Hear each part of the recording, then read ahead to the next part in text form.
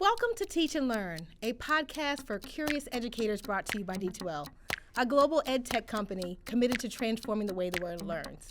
I'm Dr. Christy Ford, Vice President of Academic Affairs.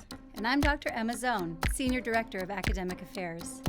Each week we'll meet some of the sharpest minds in the K-20 space. We'll break down trending educational topics, discuss teaching strategies, and have frank conversations about issues plaguing our schools and higher education institutions today. Whether it's ed tech, personalized learning, virtual classrooms, or diversity and inclusion, we're going to cover it all. Sharpen your pencils. Class is about to begin. Hello and welcome, listeners, to the last episode of the season. We are so excited to have you here, and we're so happy you have joined this wonderful podcast for this exciting ride. I can't think of a more appropriate way to end our season than to have a guest who can speak to us about student identity. In this episode, we'll be exploring this topic in more detail and share some actionable steps from a seasoned teacher turned principal on how educators can reach more students. I am really pleased to welcome my guest today, Sharonda Willingham, the principal of the Interagency Academy, part of Seattle Public Schools. So glad to have you here. Welcome, Sharonda. Hi, good afternoon. How are you? Doing well. I'm so thrilled to have you. You know, I want to rewind a bit for our listeners. I had the pleasure of hearing you speak at our OLC Innovate K-12 Symposium panel. I was just there as an audience member and you were a panelist. And as I was listening to you, I just knew that we had to have you on the show. And so for our listeners, I found Sharonda in the hallway and I introduced myself and said, do you want to be on our podcast? You have such an important story and message to share. And so that's how we ended up where we are. And, you know, during that panel, you spoke a lot about student identity, leadership identity, who students are holistically, what that means for them in terms of their learning experiences. And you really talked about it, whether that's, you know, fully online, in person, a hybrid model. And you talked a lot also about disenfranchised students and students who maybe are looking for that educational home and how we can create those better connections and pathways for them. So thank you so much. A lot of what you resonated that day really kind of stood out to me, and I'm so happy to have you as a guest on the podcast this afternoon. Thank you so much for having me. It is my pleasure to be here. Yes, I was in the hall checking emails, and you came up to me, and I'm like, okay, sure. So Yep. I'm glad to be here this afternoon to share what I've learned in my leadership journey so far. I love that. I love that. Thanks for agreeing. Well, with that context, let's dive right in because you have a lot of great information to share with us. And I know our listeners are going to love hearing more about your story and about students and what's meaningful for you. So I'd love to start with your background because as I understand it and chatting with you a bit, you grew up in the rural South and began your teaching career in Baltimore, I believe. Yes, Can you walk us through a little bit what those experiences were like? Sure. I have to start with my elementary school principal. His name is Mr. Joe Siebels, and he is the reason why I am a principal. And so the fortunate fact of my parents growing up in the rural South, like your parents' classmates happen to be your principal. And so he just adored me as one of his students out of his school, and he would let me go in and read the announcements in the morning and tell the students what's for lunch, and I would go and get helpers and say, hey, can you help me with the lunch announcement today? And so I just enjoyed being in the office, and I wanted to be a principal because of that experience. So I'm an educator because of him, and he knows that. And it's very important that, of course, that we love on children when they're in that environment because you don't know what you're giving to them that later they want to become just like you. And we need educators in the world. So he's the reason why I'm sitting in the seat. And that's a very special story that I love to share with people because he made that impact on me as a young person. And so growing up, I wanted to become a principal because of him. So I became a teacher. I attended the University of South Carolina Upstate. and did my social studies undergrad there. And after I graduated, I wanted to leave South Carolina. And so, growing up in the rural context, I wanted to go into a city life. And so, I moved to Baltimore, Maryland. And boy, was that a transition for me to go from the rural South to Baltimore, Maryland. But it really intrigued me to get outside of what I grew up around and just to see the world. So I got to see the world from the urban education lens and learned a lot. Baltimore City Public Schools is a great school system. What is so unique about Baltimore City Public Schools is that you can go to Brown University from that school system, or you could end up in a low paying job.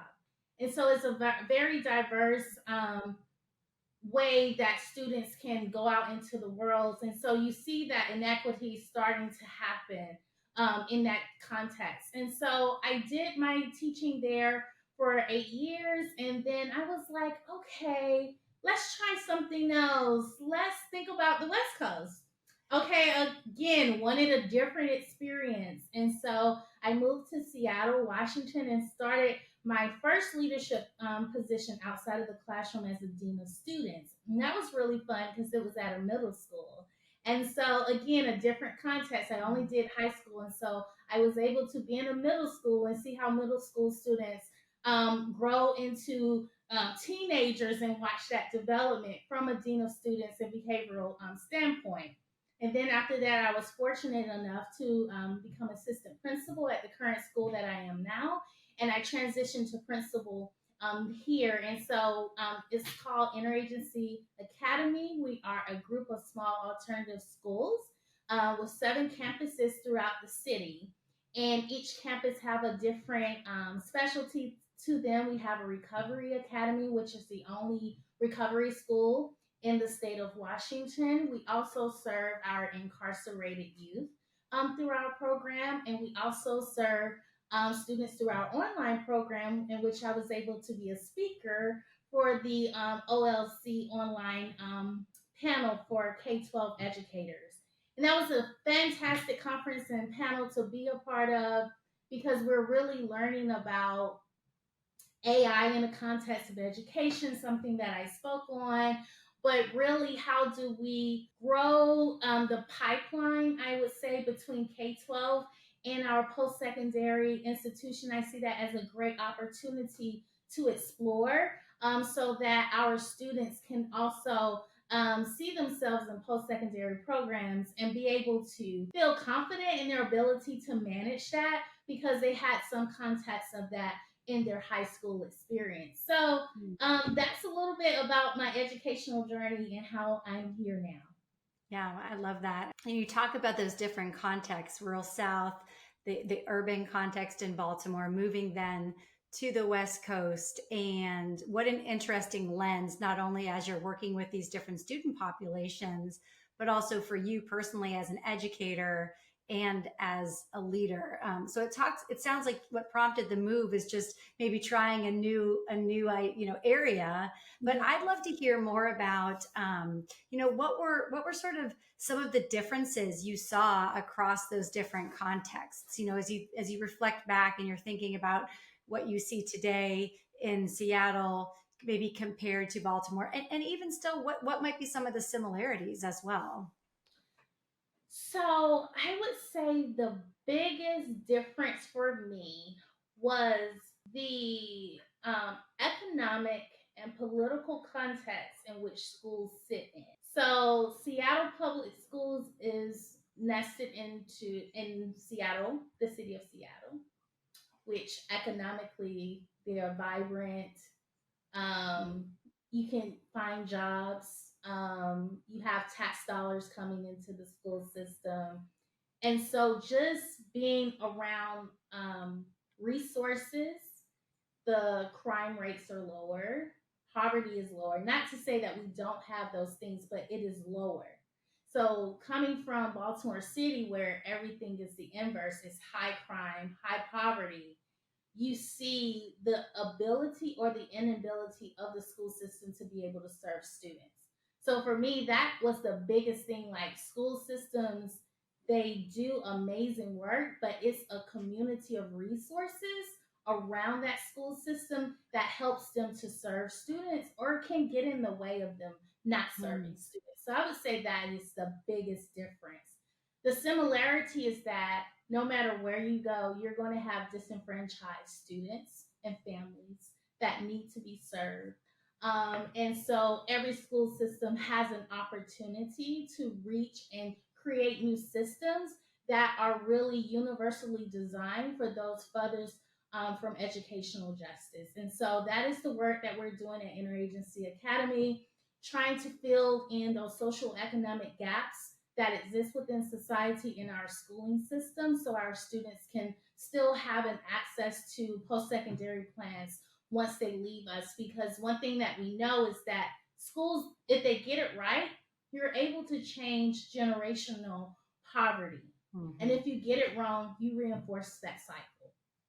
Yeah, such a good point. And I think it's really interesting when you think about that economic context as you described, but the fact that there are still students who have different needs.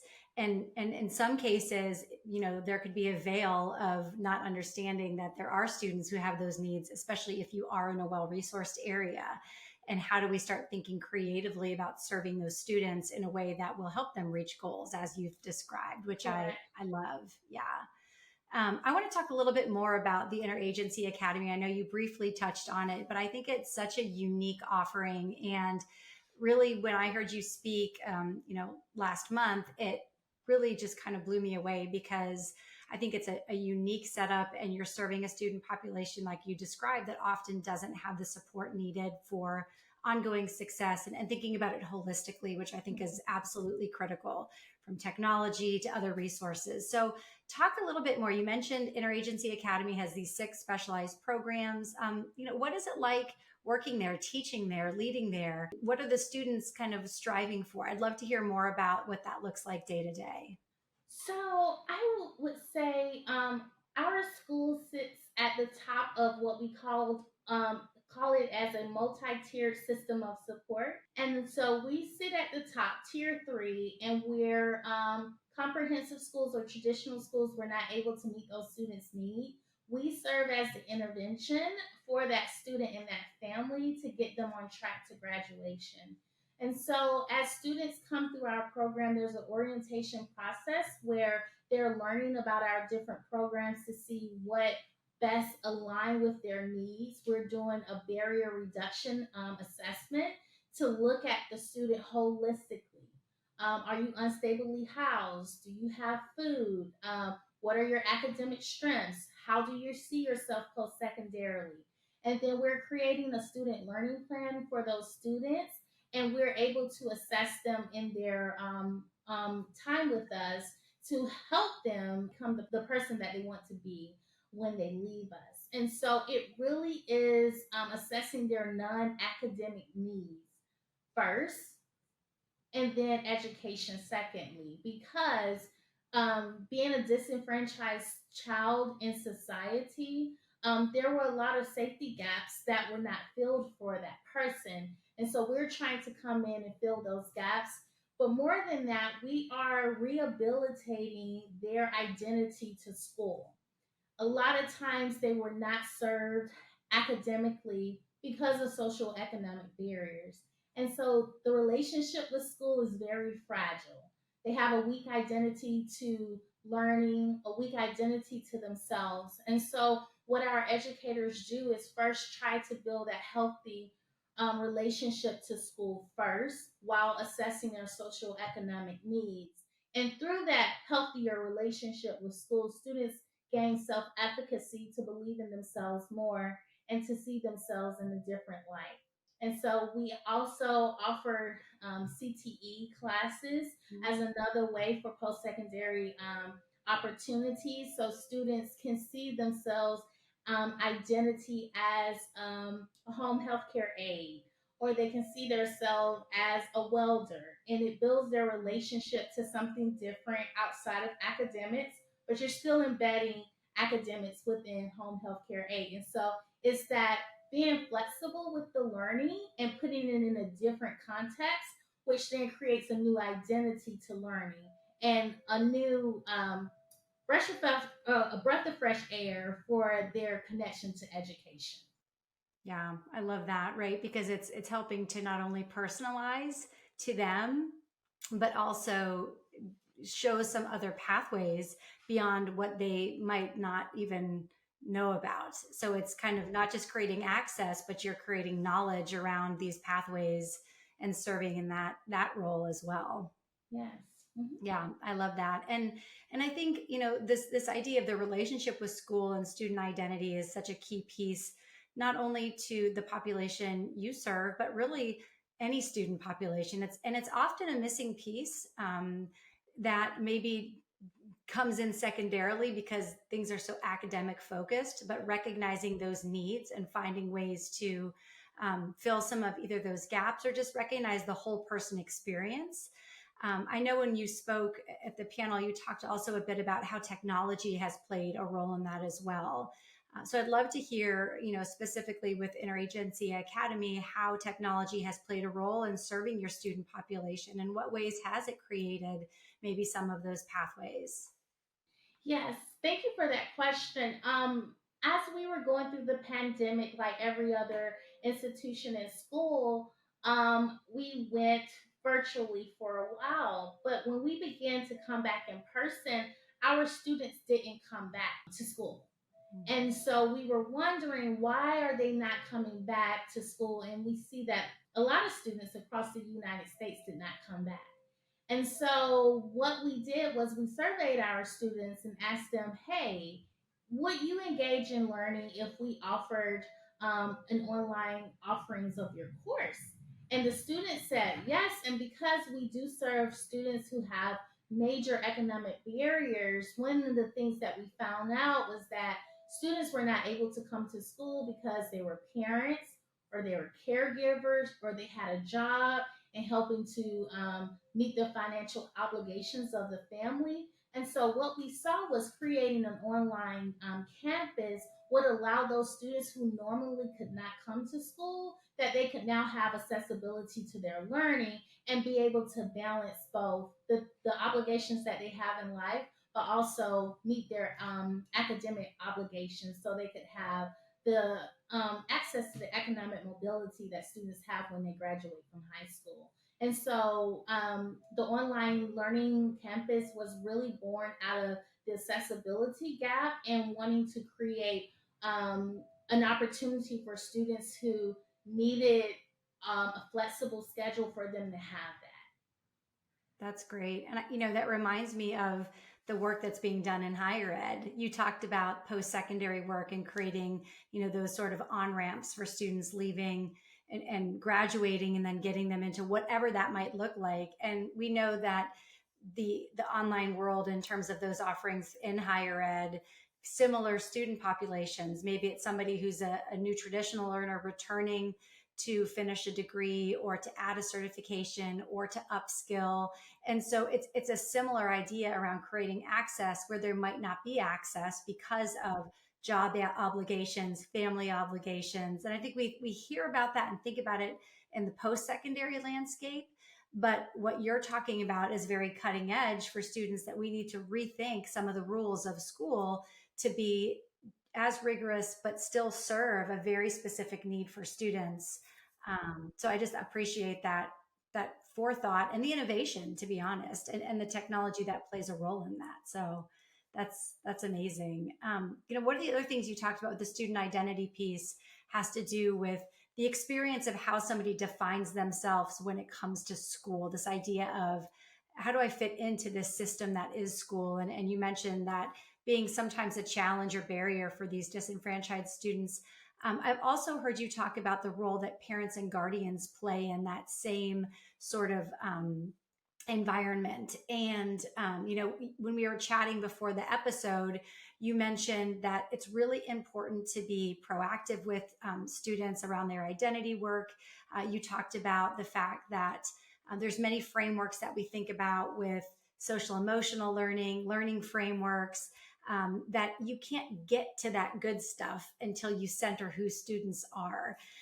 So as an educator who might be listening to this saying, okay, this all sounds good. I'm tracking with what you're saying.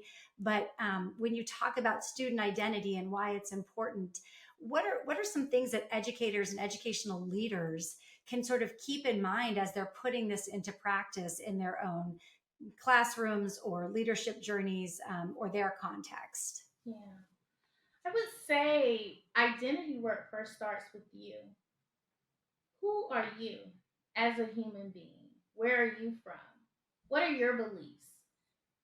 Students naturally gravitate to educators who know who they are. It's like um, an insect to blood. Like so you need to start with you and own that and show that, because then students become curious about who you are as an individual, because that also opens the door for them to be who they are. And so sometimes it's a very transactional relationship. Teacher, I give you the lesson, and students are like, okay. Mm. But you understand who you are, your passion, and why you are here. And the students will naturally gravitate that to you with that type of aura. And I, as a classroom teacher, knew that when I reached my students was when I was learning from them. Like they were learning content from me, but I was learning life skills from them or seeing the world in a different way. And so that's what a great educator does. Like it's a reciprocal relationship between you and your students. So I feel that's where you have to start. But also at the beginning of the school year, just doing a cultural funds gathering about who's in the classroom, right? Are there people outside of the area? Are there everyone's locally here? So how can you create an assignment where they're learning about their local rich history? Or do you have a diverse class with students from other countries?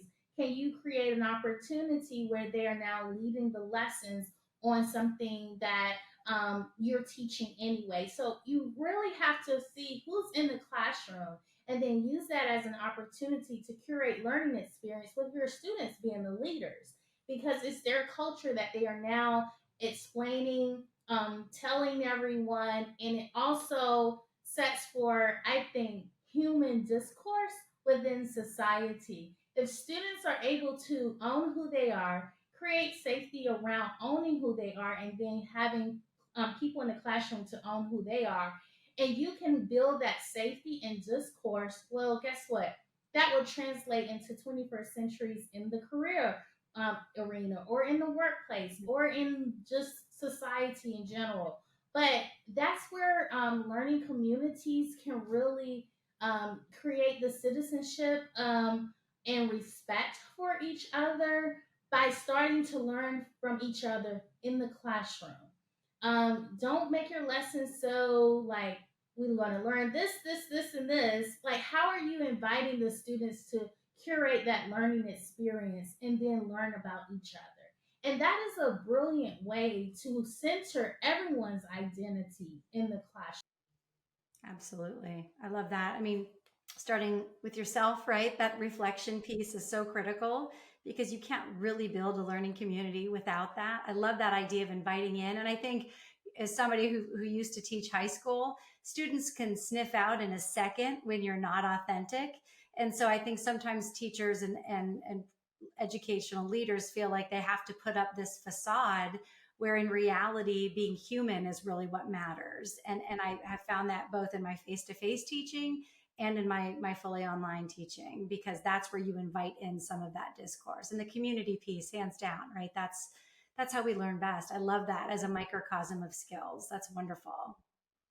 That's great. Well, thinking about, taking it to the parent guardian piece, which I mentioned as an onset to that question as well, this was something that I've heard you speak on about how we're inviting, again, part of that community, the parents and guardians, to be in this conversation. So what are some of the things that you keep in mind as you're working with that greater community in your school with parents and guardians?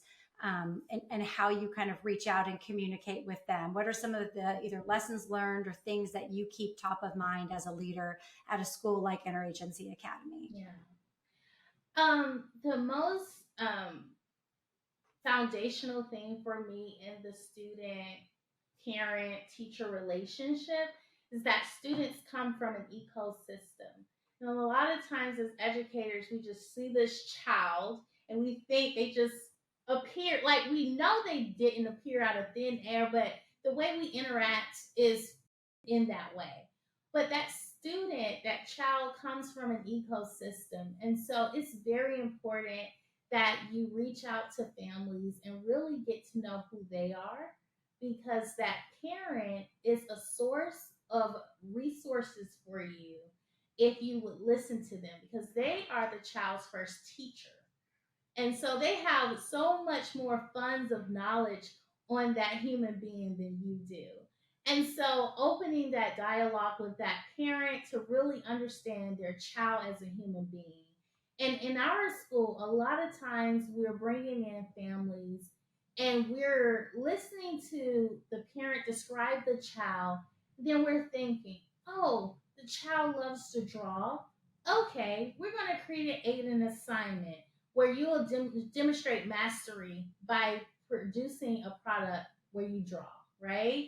Or you like poetry? Okay, let's try to create a product where you have to demonstrate mastery of the standard through a poetry piece. So a lot of times the family has all the information about the student's life, and then how are you taking those likes and then curating a lesson experience that this child can say, oh, I can do that, and be very engaged and hands on. So our families and our parents play a critical role in our educating of our students, and they are invaluable resources to the educational program. But we first have to build positive relationships with them first, get to know them. And once the student sees the parent and the educator on one accord, they're going to be like, okay, I know I need to come in and do what I'm supposed to do. And so a lot of times, triangulation can be ended by just simply reaching out to the parent, trying to learn their child, and then the parent sees, oh, you really care about my child. Mm-hmm. And so I'm going to be an ally to you if anything happens, or we're going to figure out this together so that our child can be successful. Right. Putting everybody sort of on that same, rowing in the same direction. But I think one of the things that's interesting about that, you mentioned the trust factor. You can't just come in and expect parents and guardians to cooperate without sort of establishing that first. And I remember hearing you say that we also have to remember that we as adults, just like we're doing our own identity work, parents and guardians also have had an experience with school. Yes. Yeah. Yes. Can you say more about that? Because I thought that was so insightful. Yes.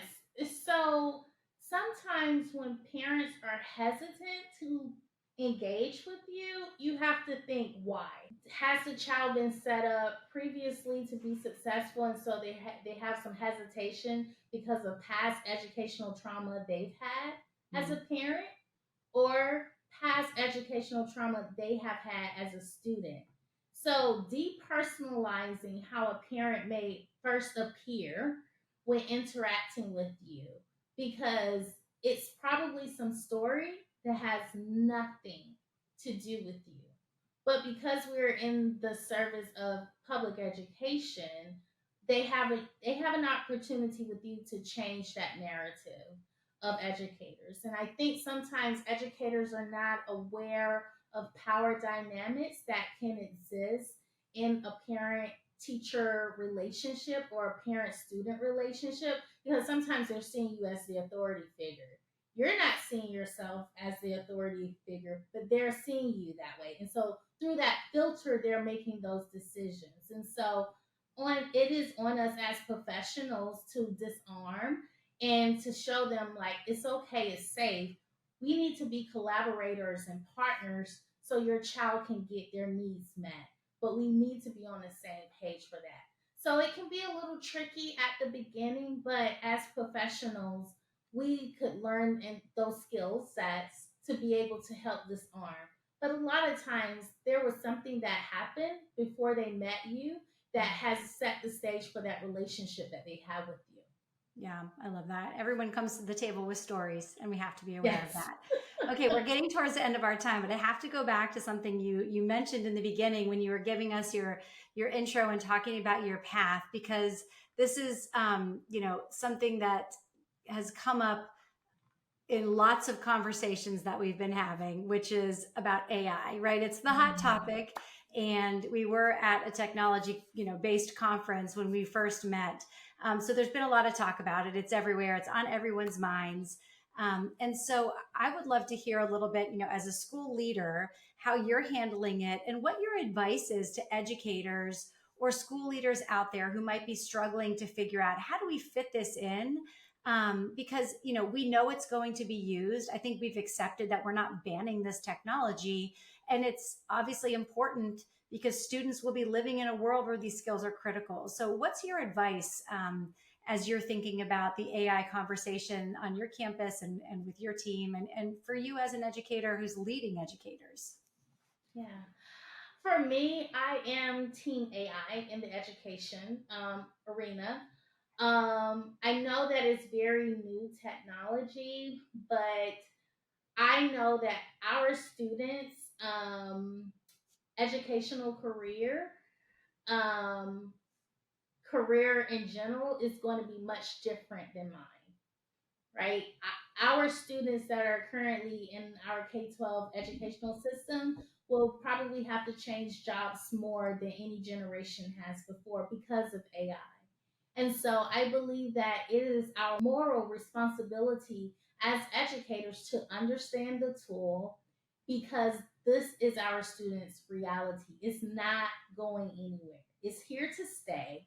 So now, what is ethically responsible of us is to learn the tools so that we can teach our students how to best use the tools so it could be their assistance in their growth, in their educational career, if they go to post secondary institutions, like it is here.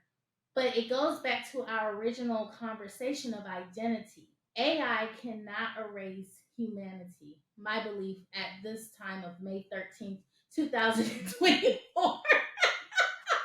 I'm saying this today, okay? I don't know how it can evolve later, and I'm not aware of that technology, but I do believe that how we engage with each other and have discourse with each other is the thing we should be focusing on. And AI helps us to become more capable, helps us to be smarter, it helps us to be more efficient. But humans, I mean, there's no replacement for humans.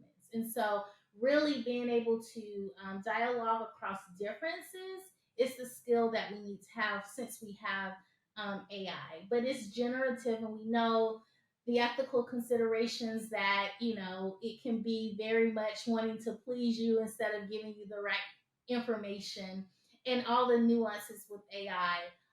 So I'm just a believer that we need to embrace it because it's not going anywhere. And our job as educators is to make sure that we're producing citizens that are able to go out into the world and solve complex problems and be leaders in society. That is our job as educators. And so if they're going into a world that has AI as a bedrock or a foundation, then we have to honor that and get out of our way and make sure that we understand the tools so that our students can be successful in this new world that they're entering into.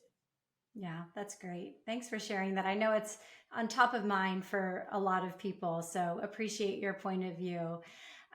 Okay, so as we wrap up, I'd love to know one piece of advice that you have for educators who are trying to do that work of reaching all students, but might be struggling because there is a lot of diversity in who's coming to our contexts day in and day out. And I mean diversity in a very broad sense, ethnic background, learning modalities. We have a lot of sort of plates going at one time. So how do you create a learning environment that is truly welcoming to all? Yeah. Thank you for that question. I think that we have to be in a constant learner stance. Like, you have to approach every day as a learner, and that you have not arrived, and approach your work with humility, and grace and curiosity, because those skills, again, AI cannot curate that. That is like very human work that you have to do to stay curious and stay humble and stay in a learner stance, so that you're able to be open to the possibilities of what may come in front of you. So that's what I would say, that internal reflection of where are you at today, and keeping a pulse on you, and then staying in the learner stance. And to stay in the learner stance, you have to be curious. And as educators, I hope educators are curious. Like, we are, teachers, and we're supposed to be learning and teaching our students to have curiosity. So the things that we're doing as educators, we need to embody those skills ourselves. That curiosity, that's the core of our identity work, right? Yes. Well, thank you so much. Thanks so much for being here. We know it's a busy time of year, and we appreciate that you took some time to share your story with our listeners. And to our listeners, this officially wraps our second season. We'll be back in the fall with brand new episodes. But if you're looking for ways to stay close to the pulse of what's happening in the K-20 education space, we invite you to explore our masterclasses and blogs on the Teaching and Learning Studio website, or even better, join us in Toronto at Fusion 2024, which is D2L's annual learning conference. Thanks to all of our dedicated listeners and curious educators everywhere. Remember to follow us on social media. You can find us on LinkedIn or Facebook at D2L, and check out our YouTube channel at Desire to Learn Inc. If you like what you heard, please subscribe to our podcast so you never miss an episode. And if you could, rate, review, and share our podcast. It will help others find us. Bye for now. You've been listening to Teach and Learn, a podcast for curious educators brought to you by D2L, a global learning innovation company helping organizations reshape the future of education and work. To learn more about our K-20 and corporate solutions, visit D2L.com. Visit the Teaching and Learning Studio for more material for educators by educators, including masterclasses, articles, and interviews at D2L.com/Teaching and Learning Studio. And remember to hit that subscribe button. And please take a moment to rate, review, and share the podcast. Thanks for joining us, and until next time, school's out.